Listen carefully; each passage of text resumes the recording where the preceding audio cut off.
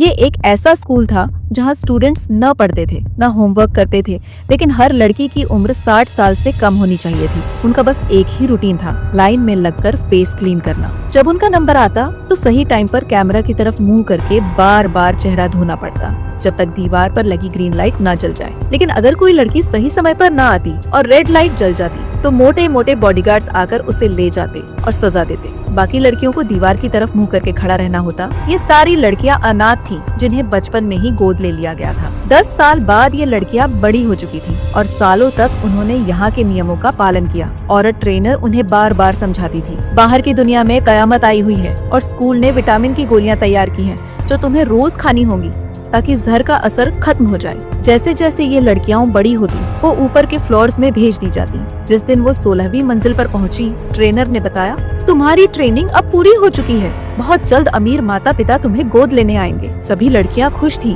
लेकिन लूसी चुप थी। अगले दिन लूसी अचानक एनी के पास आई, इधर उधर देखा और धीरे से बोली, आज रात विटामिन की गोलियां मत लेना। एनी को कुछ समझ नहीं आया। लूसी कुछ और बताने वाली थी कि तभी ताशी, दूसरी लड़की, वहाँ आ गई और एनी को ले जाया गया। रात को जब टैबलेट खाने का समय आया, एनी उलझन में थी। उसने कैमरा की तरफ देखा, फिर बिना सोचे समझे गोली निगल ली, लेकिन फौरन वो बाथरूम गई और गोली थूक दी। जो हुआ वो चौंकाने वाला था। रात को उसे नींद नहीं आई। वो अपनी बगल वाली लड़की से बात करना चाहती थी, पर वो गहरी नींद में थी। लूसी धीरे से उठी। सिर्फ हम दोनों जागे हुए हैं, लूसी ने फुसफुसा कर कहा। बाकियों ने जो टेबलेट खाई थी वो विटामिन की नहीं बल्कि बेहोशी की थी। एनी का दिमाग घूम गया। लूसी कुछ और बताने ही वाली थी कि तभी गलियारे में किसी की आहट सुनाई दी।